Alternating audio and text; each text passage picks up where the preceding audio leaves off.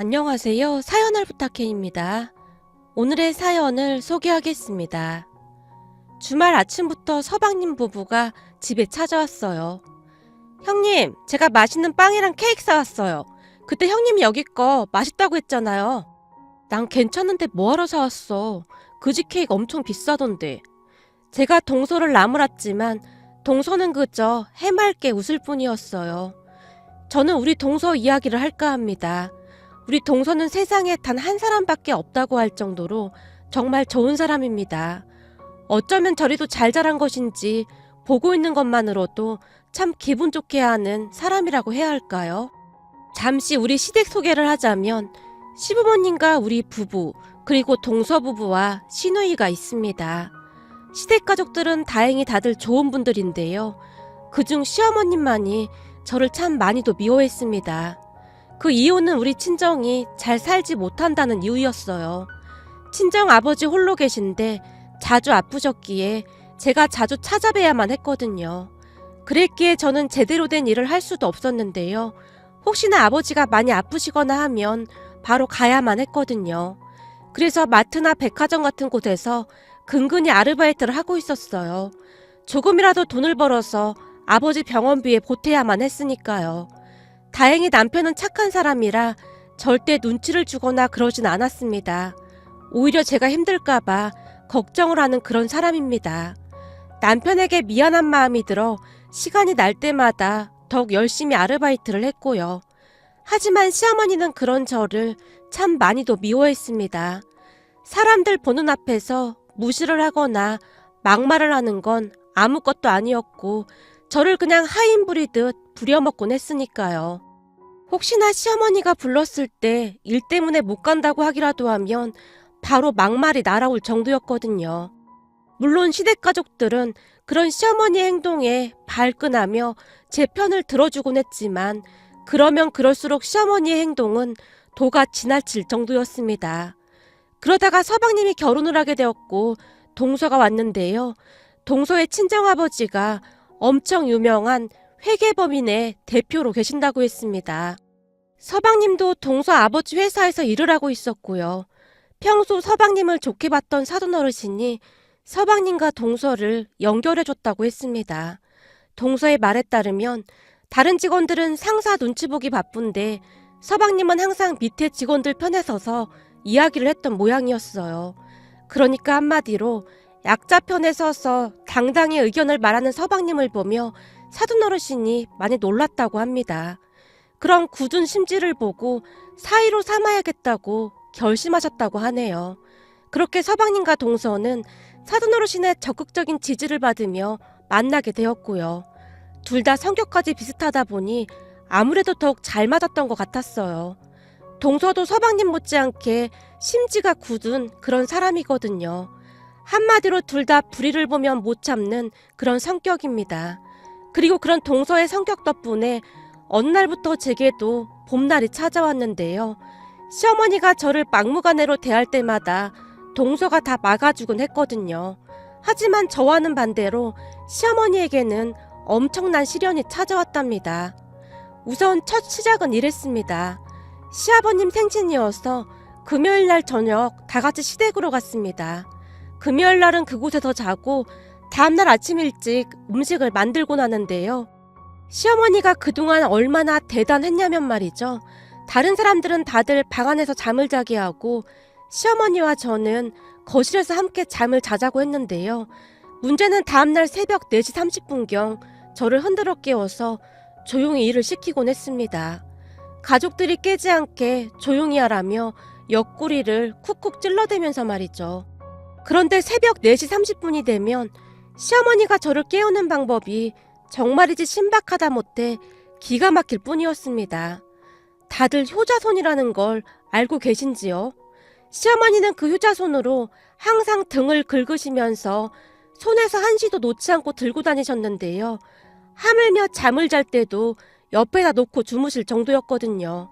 문제는 시어머니와 거실에서 잠을 자고 있으면 시어머니가 어김없이 그 효자손으로 제 이마를 툭툭 치곤 했어요. 야! 너 일어나야지. 일어나서 일해야지. 아직도 처자면 어떡하냐? 얘가 정신이 나갔네. 정신이 나갔어. 라고 속삭이면서 말이죠. 그러다가 제가 놀라서 벌떡 일어나 앉으면 제 눈앞에 쪼그리고 앉아서는 계속해서 효자손으로 제 이마를 툭툭 치며 그 이상 야릇한 표정으로 웃기까지 했습니다. 처음에는 그 모습이 어찌나 놀랐던지 소름이 끼칠 정도였는데요. 이것도 시간이 지나니까 그냥 원래 그런 사람이구나 하고 말게 되더라고요. 하지만 가족들은 시어머니의 그러한 행동을 전혀 모르고 있었는데요. 가족들이 알면 난리가 날 게 뻔했기에 몰래 그랬거든요. 거기다 제가 음식을 만들다가 혹시나 남편과 서방님 그리고 아가씨가 깨기라도 하는 날이면 가족들 모르게 시어머니가 제 발을 질끈 밟기도 했어요. 그렇게 제가 가족들이 깰까 싶어 조용조용 음식을 만들고 있으면 잠시 후 다들 놀란 채 나와서 시어머니에게 한 소리씩 하기 시작했어요. 엄마가 또 새언니 깨운 거지?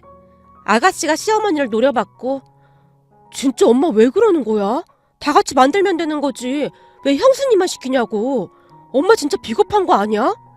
서방님이 시어머니에게 소리를 치곤 했거든요.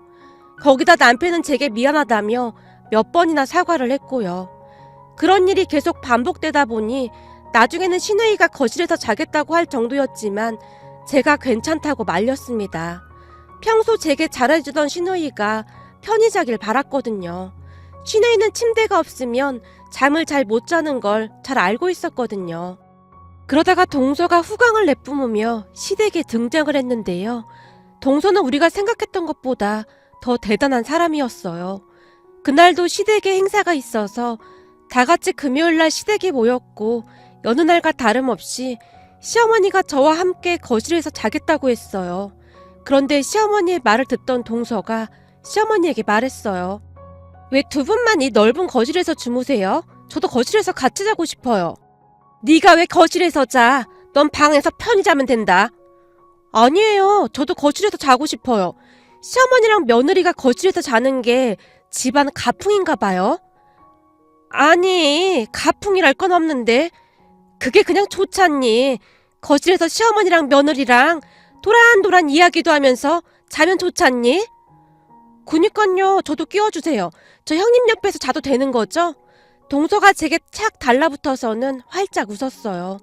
동서의 모습을 보며 역시나 부족한 것 없이 자라서 그토록 해맑기만 하구나 하는 생각에 부럽기마저 했답니다. 동서는 모든 것이 다 즐겁고 해맑았거든요. 다만 그날 동서가 거실에서 자겠다고 하자 서방님이 알 수 없는 그런 표정을 지었는데요. 서방님이 왜 그랬는지 다음날 새벽에 알게 되었답니다. 왜냐고요? 다음날 새벽 4시에 집안이 발칵 뒤집어졌거든요. 평소에는 시어머니가 4시 30분에 깨웠었기에 제가 알람까지 맞춰놨었는데요. 그날은 평소보다 30분이나 일찍 깨워서 또다시 그 일을 당하고 말았어요. 그러니까 그날 새벽에도 시어머니가 역시나 습관적으로 제 앞에 쪼그리고 앉아서는 효자손으로 제 이마를 툭툭 쳤습니다. 야, 너 안 일어나고 뭐하냐? 넌 어떻게 내가 깨워야 일어나냐? 어머님, 지금 새벽 4시인데요. 원래 4시 30분에 일어나잖아요. 4시에 일어나던 4시 30분에 일어나던 그건 내 맘인 거지. 니까지 게 뭔 상관이야? 아, 네, 알겠습니다. 라고 제가 몸을 일으키고 있었는데요. 그 순간에도 시어머니가 효자손으로 제 머리를 툭툭 치고 있었어요. 근데 너 많이 컸다. 깨우면 깨우는 대로 일어나야지. 이제는 빨대국까지 해? 라고 하면서 말이죠. 그런데 시어머니의 말이 끝나기 무섭게 동서가 벌떡 일어나더니 순식간에 시어머니가 들고 있던 효자손을 낚아채서는 양손으로 양끝을 잡더니 무릎을 구부리면서 효자손을 단숨에 두 동강이를 내버렸습니다. 그 모습에 시어머니가 비명까지 질렀고요. 그 바람에 가족들이 다들 거실로 뛰쳐나왔는데요. 야! 너 뭐하는 거야? 네가 지금 제정신이야? 어머님이야말로 지금 뭐 하시는 거예요? 지금 어머님이 하신 행동 엄연한 폭력이에요. 어떻게 효자손으로 형님 머리를 칠 수가 있어요? 어머, 얘 좀 봐. 내가 치긴 언제 쳤다고 그러니? 방금 계속 머리 치셨잖아요. 어쩌면 그러실 수가 있으세요? 동서가 눈도 깜빡하지 않은 채 시어머니를 노려보고 있었고 가족들도 다들 놀란 채 입을 딱 벌리고 있었어요. 뭐? 효자손으로 우리 집사람 머리를 어떻게 했다고? 엄마, 지금 제정신이야? 여보, 당신 괜찮아? 여보, 나 괜찮아. 제가 기어들어가는 목소리로 말을 하고 있었는데요. 그렇게 온 집안이 초토화가 됐답니다. 거기다 시아버님까지 가만히 있질 않으셨는데요. 동서가 부러뜨린 효자손을 휴지통에 내던져 버리시면서 아주 잘됐다. 그동안 저놈의 효자손인지 나발인지 진짜 꼴도 보기 싫었는데 잘됐구나. 작은 애야, 아주 잘했다 잘했어. 그리고 그놈의 음식도 앞으로 하지도 마. 앞으로는 무조건 외식이야 외식. 그 음식이 뭐라고 이 난리를 치고 있어. 라며 소리치셨거든요. 그리고 다음날 제가 동서에게 전화를 해서 고맙다는 말을 했는데요. 동서는 그저 해맑게 웃을 뿐이었어요. 그런데 문제는 거기서 끝나지 않았답니다. 그 뒤에도 동서는 사사건건 시어머니의 행동을 짚고 넘어갔거든요. 두 번째 사건은 시어머니 생신날 일어났습니다. 전에 그 사건 이후 집에서 음식을 하지 않게 되었기에 동서가 유명 백화점 한정식집에 예약을 했던 모양인데요. 그곳에서 또 한 번 난리가 났었답니다. 그곳이 백화점 안에 있는 한정식집이었기에 아무래도 좀 고급스러운 그런 곳이었어요. 문제는 제가 사는 게 항상 빠듯하다 보니 옷도 별로 없었는데요. 그런 것에 돈을 허투루 쓰고 싶지가 않았거든요. 항상 남편에게 미안한 마음뿐이었으니까요. 그랬기에 그날 제가 입은 옷이 동서와 비교가 될 수밖에 없었고요. 그런데 그런 제 옷차림을 보던 시어머니가 갑자기 비아냥거리기 시작했어요. 넌 어쩜 옷이 그게 뭐냐? 참 그런 옷을 사라고 해도 못 사겠다. 대체 저런 옷들은 어디서 사는 거야? 이런 고급 음식점에 오면서 꼭 그런 추리한 옷을 입고 와야겠니? 너 때문에 창피해서 밥을 못 먹겠다. 참 밥맛 떨어지게 하는 방법도 가지각색이네. 시어머니의 말에 가족들 모두가 놀란 채 당황하고 있었는데요. 얼굴이 시뻘개진 시아버님이 시어머님에게 나지막하게 경고를 했어요.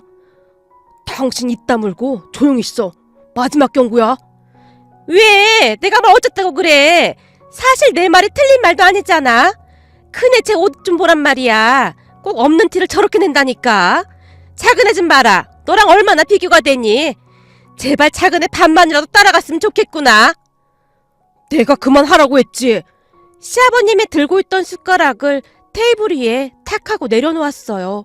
그 바람에 가족들이 다들 눈치만 본 채 눈만 꿈뻑이고 있었는데요. 다음 순간 동서가 제 팔을 잡더니 일으켜 세웠습니다. 형님, 일어나요. 어머님, 이 옷이 마음에 안 든다고 하신 거죠? 형님 죄송해요. 입고 있는 자켓 좀 주시겠어요? 내 옷을? 놀란 제가 주섬주섬 입고 있던 자켓을 동서에게 줬는데요. 동서가 순식간에 제 자켓을 휴지통에 던져버렸습니다. 그 모습을 본 시어머님의 얼굴이 사색이 되어 있었는데요. 어머님이 입맛 떨어져서 식사를 못 하시겠다고 하시니 제가 입맛 돌게 해드릴게요. 저희가 올 때까지 꼼짝 말고 기다리고 계세요. 여기 식당 직원한테는 제가 다음 코스 조금 이따가 내오라고 할게요. 라며 동서가 저를 데리고 백화점 매장으로 가서는 옷에 붙어있는 가격을 확인하지도 않고는 최대한 이쁜 옷으로 이 옷 저 옷을 입어보라고 했습니다. 형님, 아까 입고 있던 옷 그렇게 만들어서 정말 죄송했어요. 그거 어머님 보라고 그런 거니까 이해해 주실 거죠? 아니야, 괜시리 내가 미안하네. 나 때문에 어머님 생신이 엉망이 됐잖아. 엉망이 되긴 뭐가 엉망이 돼요. 어머님 입맛 돌게 해드리면 되죠. 그렇게 동서가 제게 옷 몇 벌을 선물해 줬습니다. 동서, 이거 너무 비싼 거 같은데 안 그래도 돼. 괜찮아요. 제가 결혼할 때 형님한테 옷 한 벌 해드리려고 했는데 시간이 안 돼서 못 해드렸거든요. 이제야 선물해드리는 거라고 생각해주시면 감사할 것 같아요. 동서, 정말 고마워.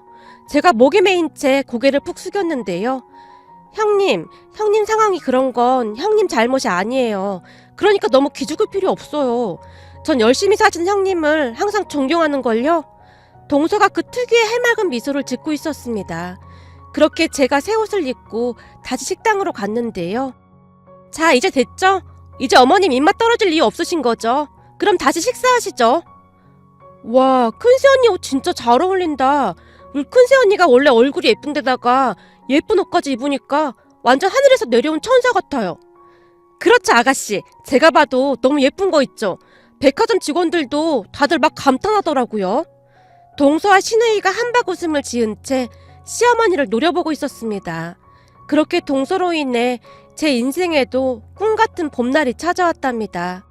하지만 시어머니는 호시탐탐 저를 괴롭힐 생각만 하고 있었는데요. 그러던 어느 날 결국 시어머니가 또다시 동서에게 역관광을 당했습니다. 그날은 시아버님이 지방 출장을 다녀오시면서 그곳에서 싱싱한 회를 사서 아이스박스에 넣어서 오시는 중이라고 시간 괜찮으면 시댁으로 넘어오라고 했습니다. 동서와 저는 시댁에서 3-40분 거리에 살고 있었기에 알았다고 했고요. 사실 동서가 온 뒤로 저는 더 이상 시어머니가 무섭지만은 않았거든요. 시댁에 모여서 시아버님이 가지고 온 회를 맛있게 먹었는데요. 시어머니가 제게 잠시 마트에 같이 다녀오자고 했어요. 갑작스레 꺼낸 말이었기에 저는 조금 꺼림칙하긴 했지만 대놓고 거절하기 그래서 우선 따라 나섰는데요. 1층으로 내려가자마자 시어머니가 저를 끌고는 외진 곳으로 가는 게 아니겠습니까? 그러더니 제게 삿대질까지 하며 소리를 쳤어요. 야! 네가 요즘 작은 애 때문에 아주 기고만장인가 본데 이게 어디서 회를 그렇게 아무렇지도 않게 처먹어대고 있어. 내가 너한테 말했던 거 기억 안 나? 음식 먹을 때 어떻게 하라고 했어? 눈치껏 대충 먹으라고 몇 번을 말했었지. 근데 네가 미쳐도 단단히 미쳤구나. 어디서 회를 그렇게나 많이 처먹어? 너 요즘 눈에 뵈는 게 없지. 네 동서가 언제까지나 네 편 들어줄 것 같지? 정신 차려 이거사. 네 동서같이 부잣집 딸이 널 왜 챙겨주겠냐. 지금은 네가 좀 불쌍해서 그런 것 같은데 조금만 지나봐라. 오히려 나보다 너 더 무시하고 함부로 할걸? 근데 눈치도 없이 그냥 해벨레 조아라만 하고 있어? 그니까 네가 그렇게 지들이도 궁상맞게 사는 거야 이거사. 시어머니의 입에서는 더 심한 말도 나왔지만 생략하겠습니다. 암튼 시어머니가 제게 계속해서 막말을 하고 있었는데요. 언제 따라 나온 것인지 뒤에서 동서의 목소리가 들려왔어요. 어머님, 지금 뭐 하시는 거예요? 지금 여기서 제 험담하고 계셨던 거예요? 아니, 너 언제부터 거기 있었던 거냐? 저요? 바로 따라 나왔으니까 아마 거짓 다 들었을걸요? 혹시 몰라 제가 휴대폰에 녹음까지 했거든요. 전 어머님이 이렇게 욕설을 잘하시는지 꿈에도 몰랐네요. 예, 그게 말이다. 내가 큰애한테 화가 나서 그런 거지. 네 욕할 생각은 눈꼽만치도 없었다. 아니, 그리고 형님한테 음식을 눈치껏 먹으라고 하는 건 또 무슨 소리예요? 저 도저히 못 참겠네요. 지금 녹음한 거 가족들한테 다 들려줘야겠어요. 거기다 어머님이 이런 음침한 곳에서 형님한테 그러고 계신 거 협박인 건 알고 계신 거죠? 아니, 협박이라니. 너 말이 좀 지나친 것 같구나. 그럼 지금까지 녹음된 어머니 목소리 한번 틀어볼까요? 협박인가 아닌가? 아니죠. 그냥 다 같이 올라가서 가족들한테 들려주면 되겠네요. 과연 가족들이 뭐라고 할지 엄청 궁금한데요? 예, 알았어. 그러니 제발 가족들 앞에서는 그거 틀지 말아다오. 그럼 어머님도 약속하세요. 다시는 형님한테 함부로 하지 않겠다고요. 알았어. 내가 다시는 안 그러마. 시어머니의 얼굴이 새하얗게 질려 있었어요. 그 뒤 시어머니는 더 이상 제게 함부로 하지 않았습니다. 그뿐만이 아니라 동서와 저와의 만남을 피하기까지 했어요. 시댁 행사가 있을 때마다 시어머니가 먼저 전화를 해왔거든요. 얘야, 니들 이번에도 절대 오지 마라. 그냥 우리끼리 알아서 할 테니까 네 동서한테도 그렇게 전해놓고. 그렇게 우리는 시아버님만 따로 만나곤 했는데요. 시아버님과 함께 식사도 하고 즐거운 시간을 보내곤 했습니다. 그러던 어느 날 시아버님 생신날이 되었는데요. 그날도 시어머니는 우리를 보기 꺼려했기에 동서와 제가 시아버님만 따로 만났습니다. 같이 식사도 하고 선물도 드렸고요. 역시나 동서는 통 크게 시아버님께 봉투를 드렸는데요. 그 봉투 안이 꽤 묵직해 보이기까지 했습니다. 작은 애야, 뭘 이렇게까지 많이 넣었니? 너무 많은 것 같구나. 아버님, 그 돈으로 맛있는 것도 사드시고 옷도 한번 해입으세요. 고맙구나. 네 시어머니가 참 못나게 굴어서 내가 니들한테 미안하고 항상 고맙다. 아니에요, 아버님. 그래도 요즘 어머님도 많이 달라지셨잖아요. 동서가 시아버님께 진심 어린 목소리로 말했어요. 그런데 며칠이 지난 어느 날 시아버님이 우리 집 앞으로 따로 찾아오셨는데요. 그네야, 이거 가지고 사돈이랑 맛있는 거 사 먹어라. 아버님, 이 돈을 왜 저한테 주세요? 네가 몰라서 그러는데 나 돈 무지 많다. 얼마 전에 네 동서가 준 돈도 있잖니. 이 나이에 내가 그렇게 많은 돈을 다 어디다 쓰겠니? 그러니까 넣어뒀다가 너 필요할 때 써라. 아버님, 제가 말을 잇지 못한 채 고개를 떨궜는데요. 그네야, 그동안 네 시어머니 때문에 많이 힘들었지. 우리가 그렇게 뜯어말려도 들어먹질 않더구나. 그래도 이제는 네가 좀 편해져서 정말 다행이구나. 아니에요, 아버님. 그동안 아버님이랑 아가씨 그리고 서방님은 항상 저 챙겨주셨잖아요. 그동안 큰 힘이 됐는걸요. 그리고 아버님께서 매달 그이한테 우리 아버지 병원비 보태라고 돈 주시는 것도 사실 저 알고 있었어요. 뭐? 네가 그걸 어떻게 알고 있어? 내가 꼭 비밀로 하라고 했는데. 그이가 원래 거짓말 잘 못하잖아요.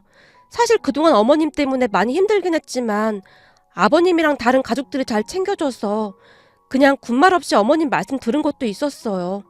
제가 할 수 있는 게 그거밖에 없었거든요. 아니다. 넌 항상 잘해왔어.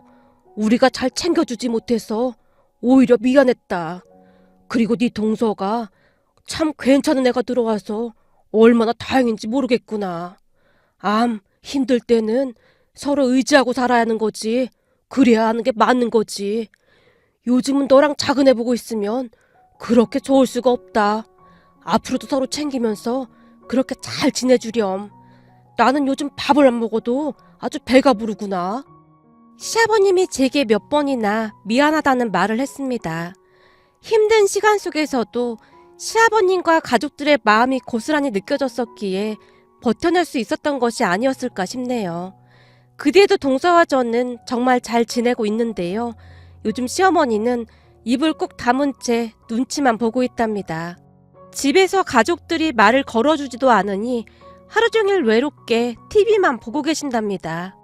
우리 동서는 하늘에서 내려준 천사가 아닌가 싶을 정도로 너무나 착하고 또 착한 사람이랍니다. 비록 저보다 나이는 어리지만 동서에게 배우는 것도 참 많고요.